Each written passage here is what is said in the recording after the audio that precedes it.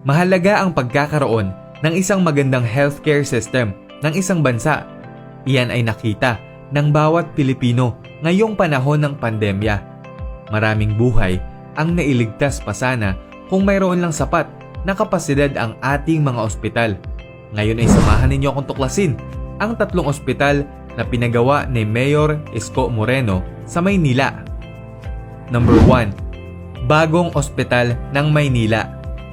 2.3 billion pesos ang inilaang pondo mula sa kita ng lungsod upang ipatayo ng 10-story na makabagong ospital na matatagpuan sa Malate, Manila. Ito ay fully air-conditioned na may 384 beds, 12 intensive care units o ICU at 20 private rooms. Mayroon din itong 3-story na parking area at helipad para sa emergency cases na kailangan ng airlift. Makabagong kagamitan at teknolohiya ang gagamitin dito. Mas magandang serbisyo at sapat na medical professionals at tatapat sa mga nangungunang private hospitals sa bansa. May kakayanan itong magsilbi sa mga maseselan na operasyon, kagaya ng operasyon sa puso. Sinimulan itong gawin noong June 2020 at sa ngayon ay 70% complete na. Inaasahang matatapos ito early 2022. Number 2. Manila COVID-19 Field Hospital. 154 million pesos ang inilaang pondo ng lungsod upang ipagawa itong ospital na nakatuon para sa mga pasyenteng nahawa ng COVID-19. Itinayo ito sa loob lamang ng 52 days sa Burnham Green ng Rizal Park at binuksan noong June 25, 2021. Ginawa ito upang mabawasan ang bilang ng mga nasasawi, lalo na noong lumulobo ang dami ng kaso at walang bakante sa mga ospital. Ito ay fully air-conditioned na may kapasidad na 336 beds at libre pa ang pagkain ng mga pasyente rito. Tinatanggap dito kahit hindi taga Maynila at kapag naging severe ang sintomas ay mayroon ding libre na Remdesivir sa lungsod. Binabayaran ito ng aabot sa 18,000 pesos kada turok sa mga pribadong ospital. Number 3. President Corazon C. Aquino General Hospital. 110 million pesos ang nakalaang pondo ng syudad para sa itinatayong ikapitong pampublikong ospital sa Maynila. Papalit ito sa President Corazon Aquino Health Center na ipinatayo ng yumaong Mayor Alfredo Lim noong 2010. Matatagpuan ito sa Baseco Compound sa distrito ng Port Area na isa sa matataong lugar at maraming mahihirap. Ang 3-story hospital na ito ay may lawak na 2,000 square meters at may kapasidad na 50 beds. Magkakaroon ito ng 24/7 fully operational emergency room, digital X-ray equipment at centralized oxygen supply line. Sinimulan itong gawin nito lamang October 2021 at inaasahang matatapos sa June 2022. Maituturing nating pangunahing pangangailangan ang mga libre at pampublikong ospital sa ating mga lungsod, lalo na't marami sa kababayan nating mahihirap ang walang nakahandang pera para sa pagpapagamot kapag nagkakasakit. Ano sa tingin mo ang dapat pang unahing proyekto ni Mayor Isko Moreno sa Maynila? Maraming tao ang nakapansin na tila bumabalik na ang ganda at sigla ng lungsod ng Maynila, ang kabisera ng Pilipinas na nooy tila tumatamlay na at napag-iiwanan. Nakita ng mga mamamayan na talagang malaki ang magagawa ng maayos na pamumuno sa isang bayan.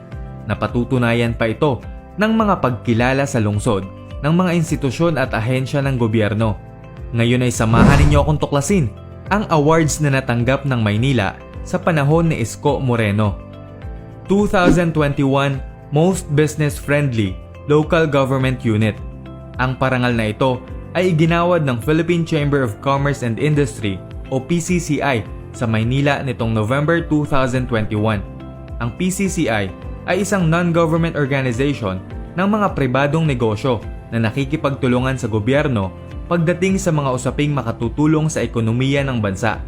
Iginawad ng PCCI ang pagkilalang ito sa local government unit na matagumpay na nagpapanumbalik at nagpaparami ng mga negosyo sa kanilang lugar sa pamamagitan ng mga makabuluhan at makabagong programa at patakaran. Good Financial Housekeeping Award. Ang parangal na ito ay ibinigay ng Department of Interior and Local Government o DILG sa Maynila noong October 2020. Ito ang kauna-unahang pagkakataon na nakatanggap ng ganitong award ang lungsod dahil sa pagiging transparent at maayos na paggamit ng pondo. Champion City.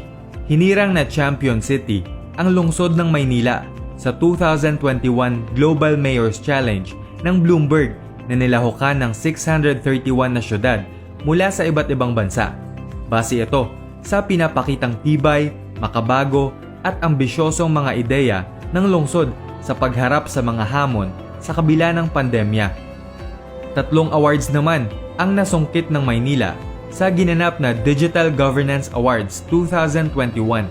Ito ay inilunsad ng Department of Information and Communications Technology o DICT upang kilalanin ang inisyatiba ng mga lokal na pamahalaan na iangkop ang kanilang pamamahala at proseso sa mga makabagong teknolohiya. Best in Customer Empowerment Award, First Place.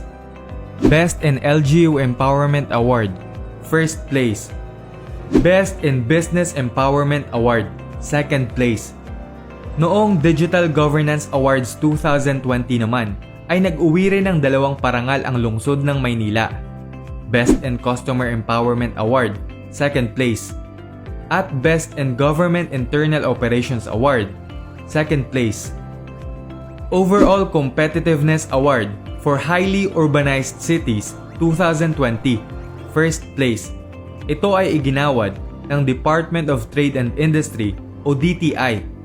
Kasama nito ang 4 pang parangal na natanggap ng lungsod sa kategorya ng Highly Urbanized Cities.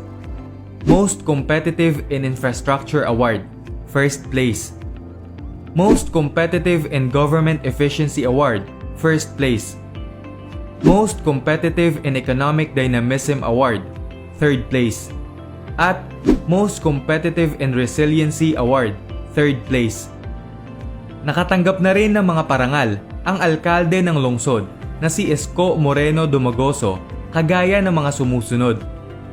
Gusi Peace Prize for 2019. Ito ay ginawad sa kanya ng Gusi Peace Prize International noong November 2019 dahil sa kanyang tuloy-tuloy na pagsulong ng mga positibong pagbabago.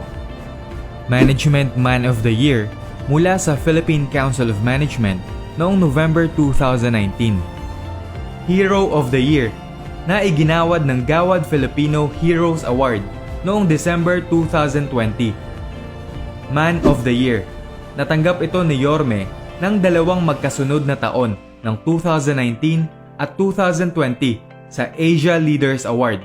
Ito ay pagkilala sa kanyang huwaran at epektibong paglilingkod sa publiko. Award of Excellence. Ang parangal na ito noong November 2021 ay mula sa Federation of Indian Chamber of Commerce Incorporated. Talaga namang nakakatuwang makita na may mga leader na nagdadala ng pagbabago sa bansa. Sino-sino pa ang mga bagong leader na maayos na naglilingkod sa bayan? I-share mo naman yan sa comment section. At dyan na Totoo bang nag-aral si Isko Moreno sa Harvard University sa Amerika at sa University of Oxford sa England? Si Isko ay isa sa mga simbolo ng pag-asa ng mahihirap na Pilipino. Sinong mag-aakala na ang nooy namumulot ng basura ngayon ay tumatakbo na bilang presidente ng Pilipinas? Ang kanyang ama na si Joaquin ay nagmula sa probinsya ng Antique sa Visayas at nagtrabaho sa Maynila bilang kargador sa pier. Ang kanyang ina naman na si Chayong ay nagmula sa probinsya ng Samar sa Visayas at isang labandera. Naging squatter ang kanyang mga magulang sa Tondo, Manila, kaya doon na rin ipinanganak si Isko at natutong makipagsapalaran. Ngayong tumatakbo na siya bilang Pangulo ng Pilipinas ay hindi maiwasang mapag-usapan kung ano ba ang pinag-aralan ng dating squatter at basurero na ito. Sapat ba ang kanyang talino at pinag-aralan upang mapatakbo ang buong bansa? Kaya ngayon ay samahan ninyo akong tuklasin ang edukasyong natapos ni Isko Moreno Dumagoso. Si Isko ay nagtapos ng elementarya sa Rosauro Almario Elementary School sa Tondo, Manila. Habang nag-aaral doon ay natuto na siyang magtulak ng kariton upang mangolekta ng mga bote, dyaryo at iba pang kalakal upang ibenta sa junk shop. Tuwing gabi naman ay nangungolekta ito ng pagpag o tirang pagkain sa basurahan ng mga restaurant upang lutuing muli at ulamin. Nag-aral naman siya ng high school sa Tondo High School. Sa mga panahong iyon ay pagiging pedicab driver naman ang isa sa mga naging racket niya. Dahil sa hirap ng buhay ay hindi na kaagad siya nakapag-aral ng kolehiyo hanggang sa pinalad na makapasok sa showbiz sa edad na 19 noong 1993. Taong 1998 naman ay iniwan niya ang showbiz upang tumakbo bilang konsehal ng Maynila dahil sa paniniwala niya na itinadhana siya sa public service. Samot-saring trash talk ang natanggap niya ng mga panahong iyon dahil artista lang daw siya at high school lang ang natapos, ngunit nanalo pa rin sa eleksyon. Kaya para mahasa ang kanyang kaalaman sa paninilbihan sa bayan ay pinagpatuloy niya ang kanyang pag-aaral. Nag-aral siya ng kolehiyo sa International Academy of Management and Economics at nagtapos sa kursong Bachelor of Science in Business Administration. Nag-aral din siya ng kursong Public Administration sa pamantasan ng lungsod ng Maynila. Pumasok din siya sa University of the Philippines o UP upang mag-aral ng kursong para sa opisyal ng gobyerno na Local Legislation and Local Finance. Kursong Bachelor of Laws naman ang inaral niya sa Arellano University. Pumunta rin siya ng Amerika upang mag-aral ng Strategic Leadership Program sa prestihiyosong Harvard University. Naging parte rin siya ng International Visitor Leadership Program ng US State Department sa Washington, D.C. Nagtungo naman siya sa England para mag-aral ng Executive Education Program sa University of Oxford. Binigyan din siya ng Honorary Doctorate Degree sa Community Development ng pamantasan ng lungsod ng Maynila at Honorary Doctor of Laws degree naman mula sa San Beda University. Malayo na ang narating ni Isko sa buhay at pati na rin sa edukasyon. Sa palagay mo ba ay sapat na ang kanyang napag-aralan upang mapaunlad ang Pilipinas? Tinauna ho tayo sa utang. Lahat ibebenta pa raw. Binenta yung Divisoria, 1.4 billion. Tapos alam mo ginawa? Gumastos sa Manila Zoo na hindi kumikita ng 1.7 billion. Yung hindi kumikita, ginastosan. Yung kumikita, ibebenta. Anong klaseng namumuno yan? Wala kasing karanasan eh. Sila, politika muna, nag-aral daw kunwari, nagkanegosyo, yung mama, parang baliktad. Tapos ngayon, ibebenta yung kumikita, gagastosan yung hindi kumikita. Kahit ibenta ko City Hall, gusto mo pati yung Clock Tower, ibenta. Alam niyo ang sagot? Kayo ang dahilan kung bakit ako. Bakit? It's always about you, not me, not these people. It's always about the people of Manila. Hindi yung pagkakasunduan lang ng mga politiko. Paghalala sila rin nagpapartihan. Parti-partido. Sabi ni Manuel Quezon, my loyalty to the party ends when my loyalty to the people begins. That's what he said. President Manuel Quezon. Totoo, pero ngayon na. Kung minsan, kailangan natin inumin, maasip-asip ang bala kailangan natin gagawin. Bakit? Dahil ang pinag-uusapan ay katatayuan ng iyong nasasakupan. Buhay na maasa sa pamahalaan. Yan ang kailan kung bakit ako nandito sa harapan ninyo.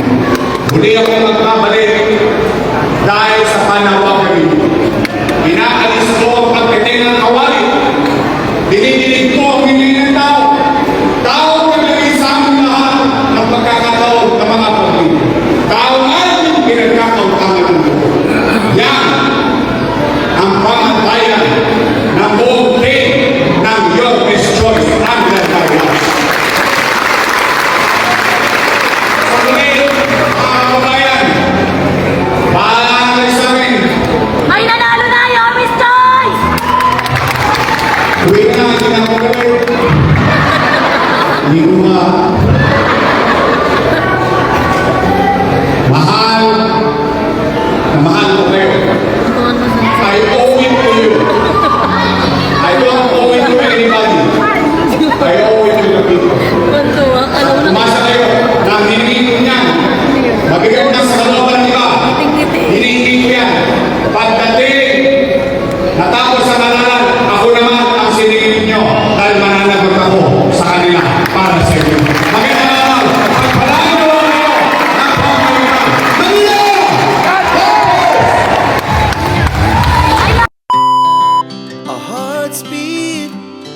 to the city streets, we began to feel the fire.